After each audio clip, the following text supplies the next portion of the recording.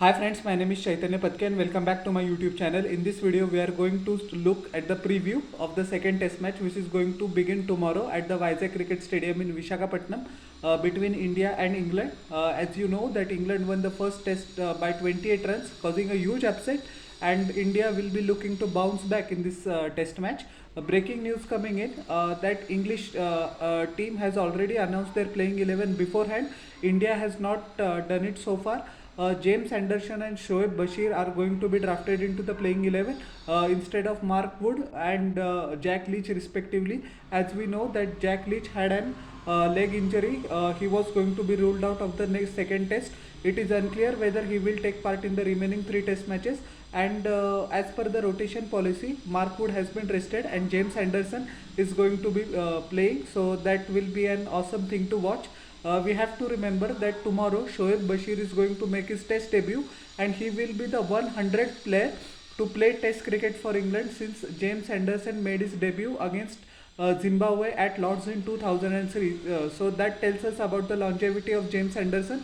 And James Anderson was playing even before Shoaib Bashir is born. That is one of the most astounding facts I have ever seen on a cricket field. Coming to the pitch report, the pitch is going to assist spinners, no doubt. Black soil is used in this part of the world. India is thinking about playing 4 spinners and resting Mohammad Siraj, but that is a call they have to take. It will be interesting to see whether Sarfaraz Khan finally gets to make his India debut, or the team management will hand over the debut to Rajat Patidar, who has had a fantastic season for Madhya Pradesh. But we cannot ignore that Sarfaraz Khan has been aggregating almost 70 since the last 3 years. So it will be a toss-up between them. I think the team management should go with Sarfaraz Khan, but it is up to head coach Rahul Dravid. Batting coach Vikram Rathore and rest of the team management. So all in all, we Indian batsmen have to be, they just have to come out of their shell, be less timid, be more proactive, take the attack to the English bowlers, because the positive frame of mind will help. We saw in the second innings that our batsmen lacked intent, and English bowlers were allowed to dominate the Indian batsmen, despite the fact that our batsmen have since childhood been playing on Indian wickets, and it was a very shameless defeat. I'm not mincing words in that, but it is what it is. It is gone, and we have to concentrate on the 4 test matches remaining. Tomorrow is going to be the turning point. In practice session, Rohit Sharma was seen playing sweep shots and reverse sweeps. He was the only batsman who employed that stroke in the first test, we have to remember. Yashasvi Jaiswal played couple of slog sweeps pretty nicely.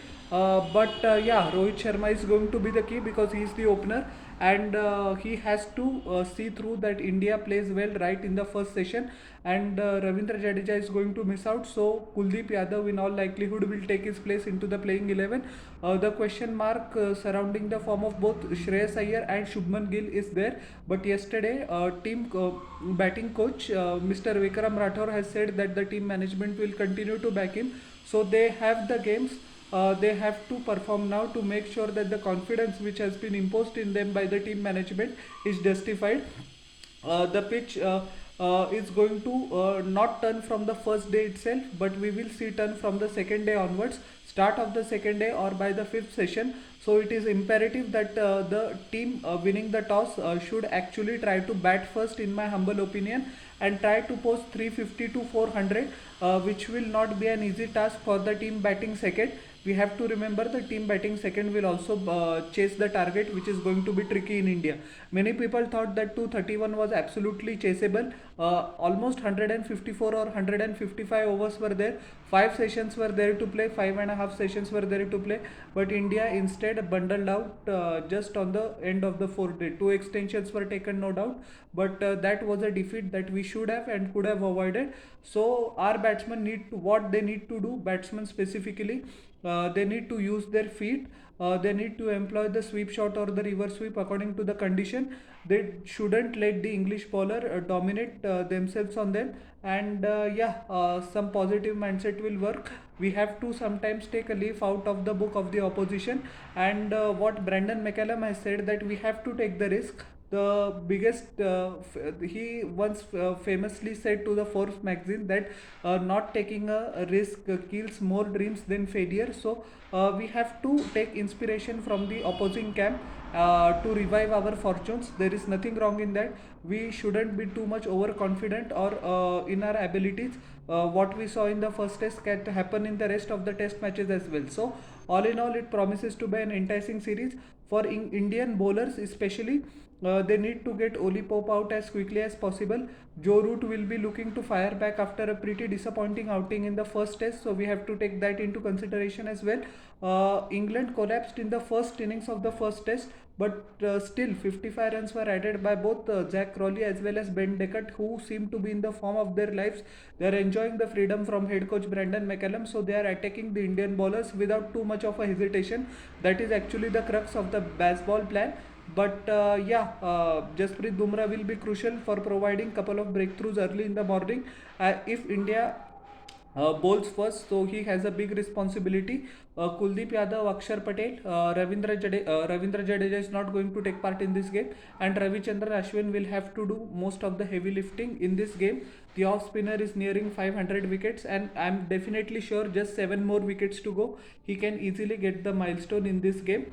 Hopefully, his milestone propels India to victory. As far as England is concerned, James and all eyes will be on James Anderson, the 41-year-old workhorse, as I said at the start of the video. It will be interesting to see how he utilizes the ball once it gets very old.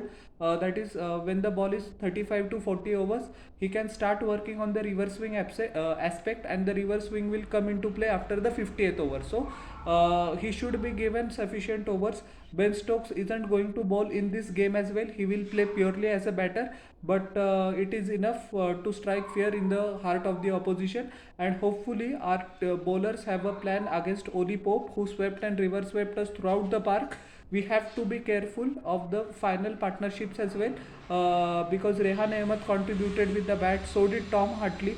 So that was the as well as Ben Stokes actually. So that was the difference between winning and losing. If we even, I'm not trying to discredit Oli Pope's inning, but even if you take out Oli Pope's inning, the difference was provided by Ben Stokes, who scored 34 odd. 34 was scored by Tom Hartley as well, and 23 by Rehan Ahmed as well, and we lost by 29 runs. So that aspect is very underrated. Over the years, in the captaincy of MS Dhoni, Virat Kohli as well as Rohit Sharma, we are finding it very difficult to dismiss their tail, whether in foreign conditions or at home. So that needs to change in this test match. We need to get the last wicket as quickly as possible, so that the pressure on our batsmen is less by the time they come to the crease. Yashasvi Jaiswal has to carry on. He has to convert his start into a big one. It will be career defining, at least in Test cricket, for quite some time match for Shubman Gill as well as Shreyas Iyer. They both need to turn up. Both are under tremendous pressure. But one thing is good, that they have the clarity in mind, that they have the backing of the team management. But as I said, that they need to justify it. So all in all, it promises to be an enticing contest. And despite the fact that England won in the first test matches, I still fancy India's chances in this one, and hopefully we will win this test match with a bang and level the series. So how did you like my preview of the second test? Please tell in the comment section below, and don't forget to like, share and subscribe to my channel, and press the bell icon for further notifications. We'll meet in the next video. Till then everyone, bye, and I humbly request to you all once again, please subscribe. Thank you.